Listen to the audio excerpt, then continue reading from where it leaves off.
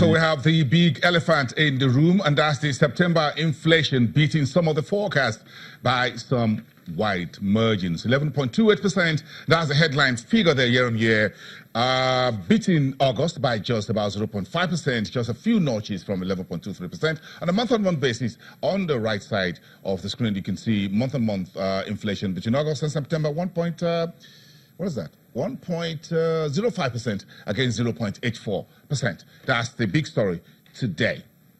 Adimo Questa is joining us for this commodities market conversation from Financial Derivatives Company. It's good to see you again. Thank you very much. For some time. Thank you very much. Hope you enjoyed your holiday. Very well, I did. Very well, thank you. Now we're back to the burning economic issues. Yes, indeed. Okay, so inflation is one thing.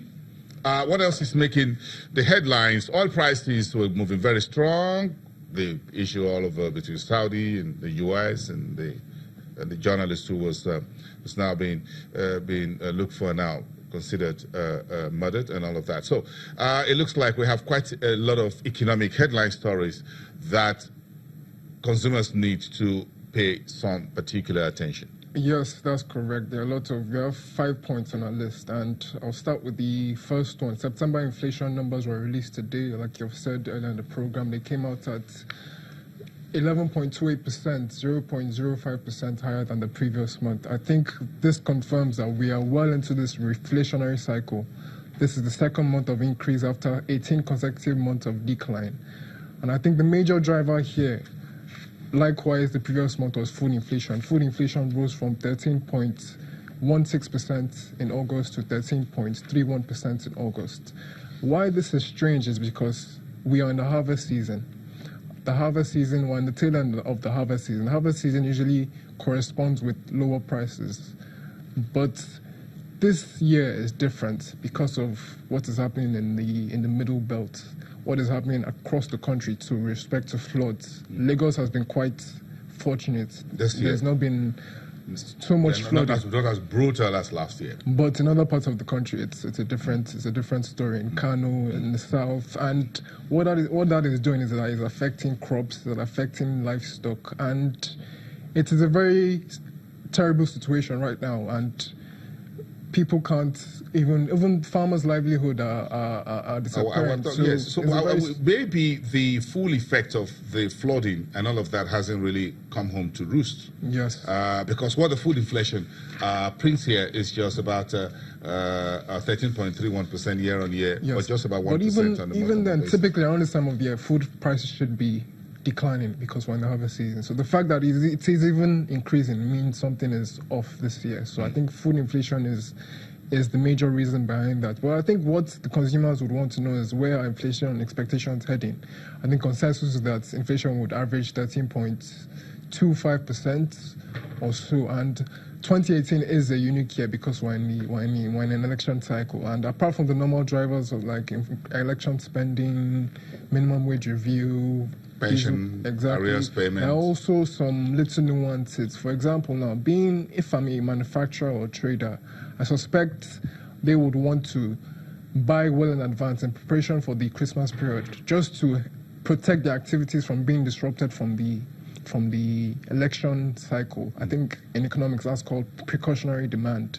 So I think those little things will also feed into prices too. And also, secondly, there's also, if we recall last year, 2017, December, there was false scarcity.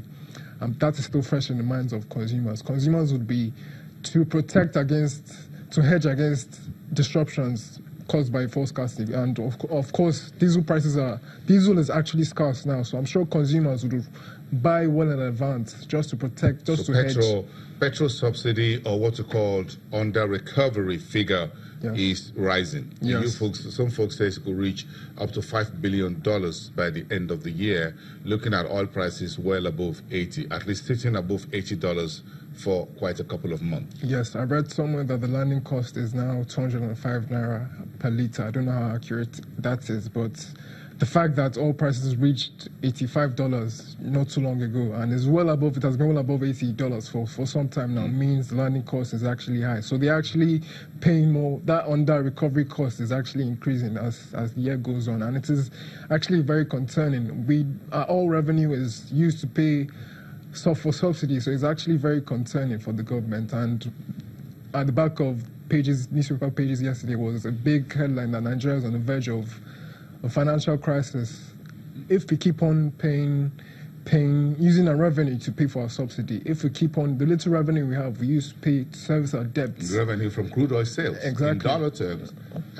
Exactly. How much do we actually earn from crude oil? And I'm sure in a year it's about $8 billion. So if we compare that to $5 billion, so what would we have at the end of the day? Because the margin is closing. Yes. So we're almost running in a real negative territory. Yes. That's what it means. Yes. But again, what else is there for me as the consumer to think about? I know the good news and not so much of the bad news is that you've talked about the diesel price moving up. External reserves is sleeping because the central bank now have it officially on the front door where for exchange rate stability, item 1, item number 2, we can deal, maybe number 3, we can deal with FX reserves later. But for now, exchange rate stability is across the door. Yes, the central bank has doubled down on its preference, its policy preference to maintain exchange rate stability in detriment of the external reserves. But at 43.26 billion, I believe we are still at a very comfortable level. There should be no panic. There should be no speculative demand. At 43, we're still at a very comfortable level. But there are concerns that this could actually slip to $42 billion in the near term. And I'll repeat, that should not be any cause for concern.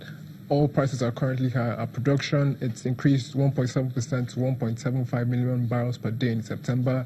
If we add condensate, that's about 2 million barrels per day. All prices are at a very comfortable level. There's still upside for more. So we're at a very comfortable level physically right now. So there should be no reason to panic. Is there anything out there that we are producing that could be in focus? For example, I'm interested in the pineapple business. We need to keep talking about agriculture. Everybody talks about it, government officials, and everyone says, look, we've made some progress in farming and a few areas like rice and wheat and a few others. But again, we need to look a bit on other agri products as well. So you think pineapple is one big business or one good business? I'm looking at the total global production. That sounds like good music to my ears. $31.22 billion. I don't mind to having a share of that. It is. That is actually a lot of money. But our production, we are a minor player in regards to pineapple production. We are still some way off compared to the large producers like Costa Rica, Brazil, and Philippines. But there's still significant upside. But one major deterrent with regards to pineapple production is that it is highly perishable. Storage costs are extremely expensive. So that is what is perhaps deterring farmers from producing the commodity. But pineapple production is a good commodity to focus on for farmers. We produce about 1.5 million tons. We produced 1.5 million tons in 2016, about 6.2% of the global share. And production is mainly found in the southeast, south states like Cross River, Edo, Akwa Ibom, and it is used by, we have Chivita, it's used by fruit makers like Chivita, Dancer, Funman, and so on. And it's good everybody want fruit juice these days. Yes. So pineapple is one of them. Yes, and you can pineapple. Have you tried pineapple rice? Pineapple rice? Yes. No, I haven't. I need to update my taste. Thank me. You thank me later. I had coconut rice. Yes. Yeah. There's a pineapple rice. Yes, there is. Try it. What else is out there? What else is out there? Okay, thanks for trying to upgrade my taste. Thank you. You may have to listen to these folks from FDC. They just try to upgrade your taste. That's a pineapple rice. I'm going to try that out there. If you have, let me know. Put that on our Twitter account. You know the official Twitter handle at Channels TV, or you can put it at B Bolson. Adimo Questa, thank you very much. We're going to see you again. Of course, the big story today is Nigeria's inflation printing 11.28% against 11.23% in the month of August. That's the story. And the food index also on a month-on-month basis was a little bit tad lower. Then let's take all of this to the marketplace, the debt market, that is, in about a minute.